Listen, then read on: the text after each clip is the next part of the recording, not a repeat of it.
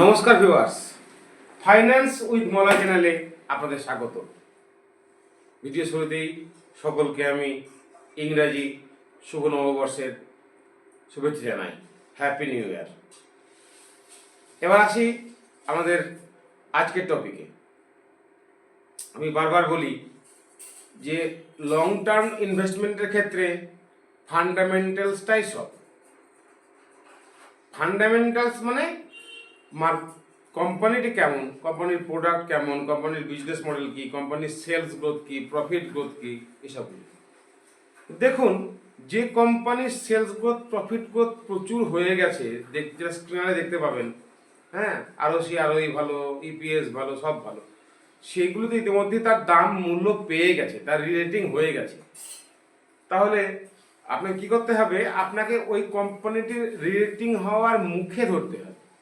সেটি করতে গেলে আপনাকে একটু টেকনিক্যাল জানার প্রয়োজন আছে। একটু টেকনিক্যাল নিলে পরে ফান্ডামেন্টালি স্ট্রক অবশ্যই হতে হবে, তার সঙ্গে যদি টেকনিক্যালটাকে আপনি যোগ করতে পারেন তাহলে খুব ভালো হয়। দেখুন, অনেকে বলবেন টেকনিক্যাল তো ট্রেডিংয়ের জন্য ব্যবহার করা হবে, লং টার্ম ইনভেস্টমেন্টে টেকনিক্যালের কোনো গুরুত্ব নাই।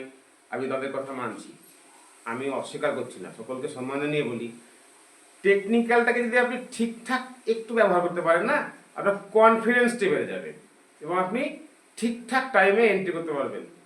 দেখুন, সব ক্ষেত্রে যে সফল হবেন তা কিন্তু নয়, কিন্তু বেশিরভাগ ক্ষেত্রেই সফল হবেন। সেরকম একটি স্ট্র্যাটেজি দেখবেন, চেক করে দেখবেন, তাহলে আপনি দেখবেন কনফিডেন্স বাড়বে। প্রথমেই বলি, আমি অবশ্যই মান্থলি ক্যান্ডেলস্টিক্স একদিন বা উইকলিতে যাবেন না। উইকলিতে যাবেন, সেটা যদি সদ্য লিস্টেড হওয়া স্টক হয় তখন আপনাকে উইকলি দেখতে হবে, না হলে মান্থলি দেখবেন।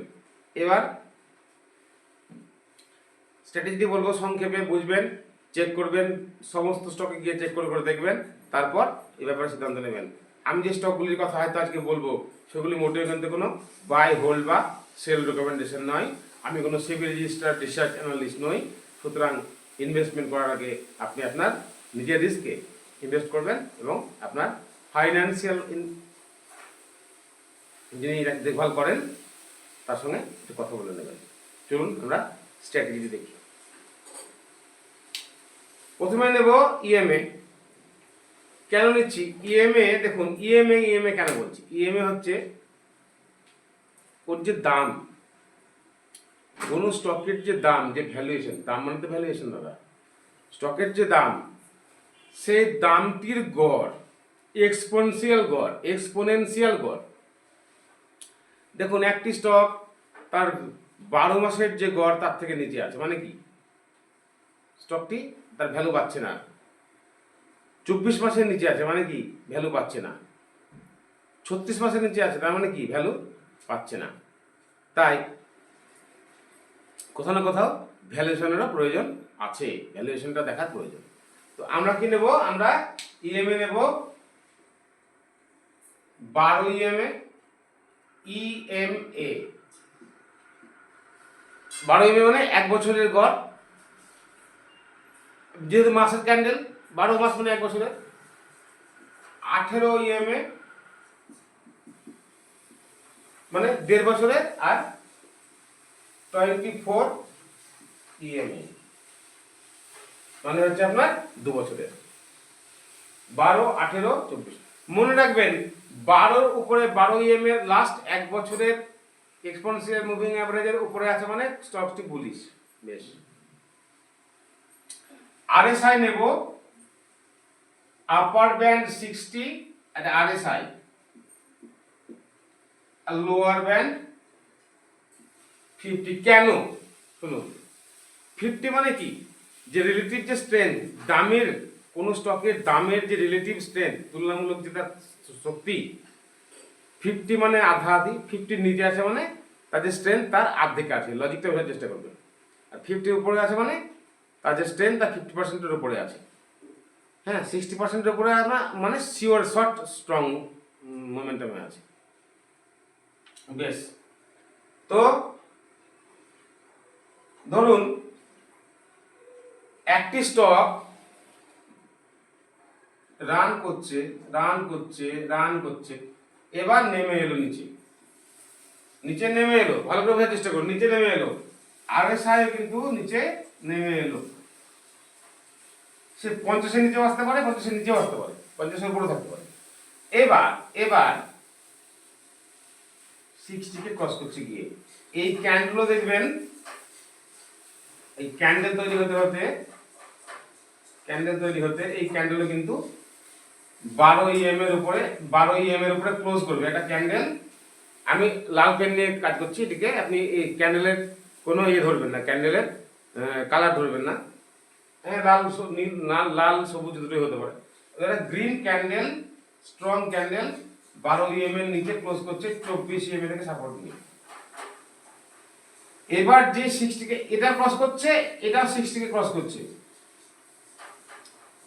এই একটি সবুজ ক্যান্ডেল, গ্রিন ক্যান্ডেল 24 EM থেকে সাপোর্ট নিয়ে বা তার নিচ থেকে এসে 12 EM এর উপরে ক্লোজ করছে, আরএসআই 60 এর উপরে ক্লোজ করলো। এই ক্যান্ডেলের উপরে আপনি মার্ক করুন, এইখানে দেখবেন এ করবে 12 EM, দেখবেন এও দেখবেন একটু নেমে আসবে আরএসআই। তারপর যে আরেকটা ক্যান্ডেল এই 60 এই ক্যান্ডেলের উপরে ক্লোজ করবে, আপনি এখানে ট্রেড নিন। ট্রেড নেওয়ার পর আর আপনি ডেইলি মান্থলি দেখবেন না, ও আবার হয়তো নেমে যাবে, নেমে গিয়ে দেখবেন উইকস দিয়ে আবার উপরে যাবে। তখন মনে হবে ডেইলি ক্যান্ডেল যদি উইকলি ক্যান্ডেল দেখেন, তখন দেখবেন আপনার স্টক 30%, 20%, 25% লস। ভয় পাবেন না, স্টক নেবেন, ধরে রাখবেন। এবার দেখবেন কোনোদিন এই ক্যান্ডেল নিচে ক্লোজ করবে না। 2 বছর, 4 বছর, 6 বছর, 10 বছর দেখবেন এই যে ক্যান্ডেলটি 60 নিচে 60 কে ক্রস করেছিল তার নিচে সাধারণত ক্লোজ করে না। দেখবেন তো 5 বছর পরে দেখবেন স্টকটি যদি খারাপ না হয়ে যায়, ফান্ডামেন্টালি যদি ভালো থাকে, দেখবেন এর নিচে কখনো আসবে না। 2 বছর, 4 বছর, 6 বছর আপনি হোল্ড করুন, কিন্তু স্টকটি ফান্ডামেন্টালি ভালো হতে হবে। 1 নম্বর। 2 নম্বর ক্ষেত্রে দেখবেন এই 3টে ইএমআই আছে, 12, 18, 24 উপরে ছিল, এই স্টকটি উপরে গেছিল।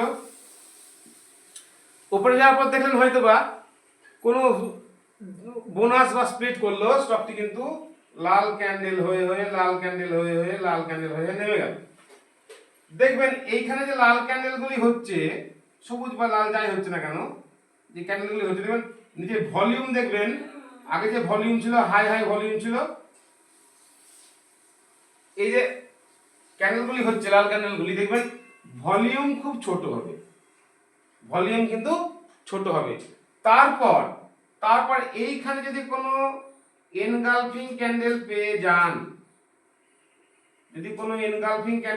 যান, তাহলে সেই স্টক যা ছুটবে জাস্ট কল্পনা করতে পারবেন না। যদি বিশ্বাস না হয় আপনি যে কোনো স্টকে দেখুন, আমি রিসেন্টলি বলতে পারি ইন্দোথাই দেখুন, কিউপিড দেখুন, এসবিসি দেখুন, রিসেন্টলি আমি বলছি এগুলো কিন্তু কোনো বাই হোল্ড বা সেল রেকমেন্ডেশন নয়, আপনারা দেখুন।